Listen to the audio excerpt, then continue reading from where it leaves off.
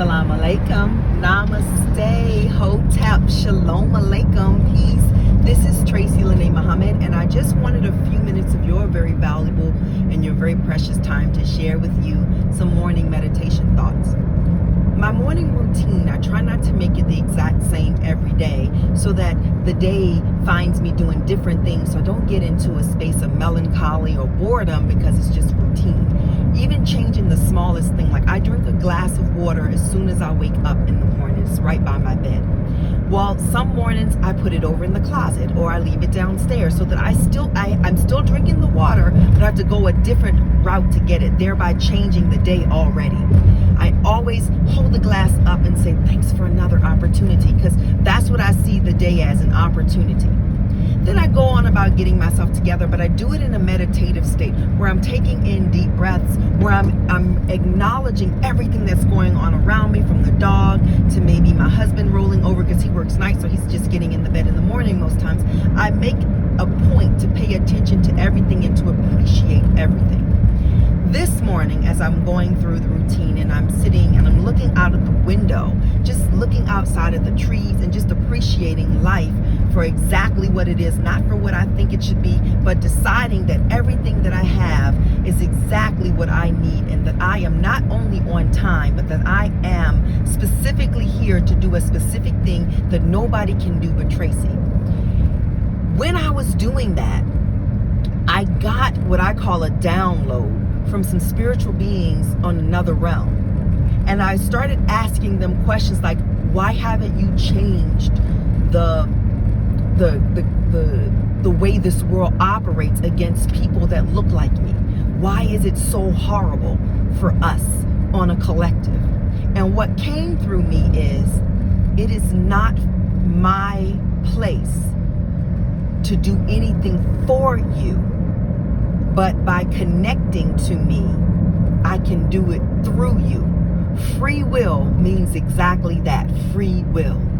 The heavens definitely exist. Perhaps not in the way we have been trained through religion to see it, but perhaps maybe. Because one of the things that I know I am not here to do, and that is to challenge anybody's belief system. You can believe whatever the fuck you want to believe, and it's real because you're real. That's the way I'm moving. So if anything that I am saying now contradicts what you have been taught and you have decided to believe, charge it to my head and not my heart. I am sharing what resonates with me. And I got a little nervous about doing that because I've come through two major religions, Christianity and Islam, and some of the things that resonate with me are against what they teach. And so I was just going to be quiet, but my light cannot decide to hide behind other lights. My light can only shine, and what is for me is for me. And perhaps I say something that you go, yeah, that resonates with me too. Or perhaps you say, oh, she full of shit, I don't believe that. And that's okay, but I'm just sharing. So as I'm talking to this being, I am asking, like, okay, so what is it that I have to do so that you can help move me to do the things that I can do to help my people? Because I'm a black woman, and I would be a black woman 9,020 million more times, regardless of how it looks, because I love that expression coming to the earth. When I see things like the injustice or somebody saying that I'm racist for loving who I am, I know that that's a gaslighting tactic to keep me under the foot of white supremacy, and I simply will not stand for that. I do believe that all lives matter, of course, but we've never had to challenge whether or not a Caucasian life matters. We know your life matters. This is your world.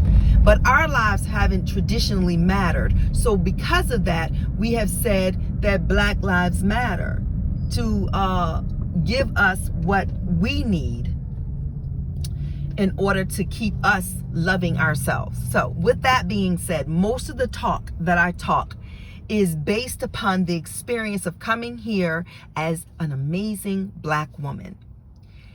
And the experiences that I have may be different from the next black woman or the next Caucasian woman. It's all going to be different. So I'm speaking from my experience. You do not have to do as I say, just as I don't have to do as you say. We are all free beings. So with that crystalline light was saying to me is, I cannot and we will not just drop bombs on evil. What we will do is allow you to get in a space where you can influence and help people change. I can't change anybody else, and I cannot save anybody else. I can save myself. And by saving myself, it's a blueprint to somebody else maybe wanting to save themselves, and then collectively, that's how it works. That's what came through me. That yes, there are angelic beings and they are watching, but the reason why nobody just rained down a big bomb when maybe slavery was happening and all the Caucasian people were sitting over having tea, and the bomb then just dropped down and get rid of all of them, because that's not the place of these beings. These beings are here to help us when we ask for help by guiding through us, but we've got to do the work. We have to do the work. And I'm going to do my work, my job, and you're going to do yours, and everybody's going to do this. And we're already seeing the upheaval. And because karma, whether you like it or not, that boomerang effect is real.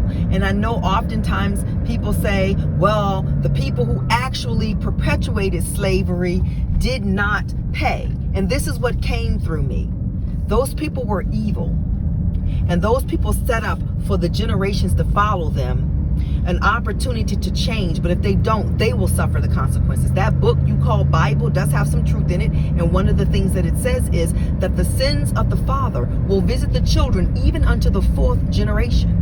And if this is not racist rhetoric, and this is not me saying that one race is better than the other. I don't believe in that. What I believe is that we all play a role, and we decide on a soul level what role we're going to play. And perhaps you've chosen to play the role of victimizer, and I play the role of victim, but either way it can change at any time. We both can flip-flop. But what I believe came through me this morning is that what I think I am seeing is not necessarily happening that way. And when I sat down and tapped into it, what I saw is how the birth rate of those people who perpetrated slavery, their ancestral birth rate, the people that came after them, is going low down. What I see is this dollar falling fast, that almighty dollar, which I do love because it allows me the freedom to do the things I want. And there will always be a means of currency and exchange. It may not look the way it looks. So money is not evil.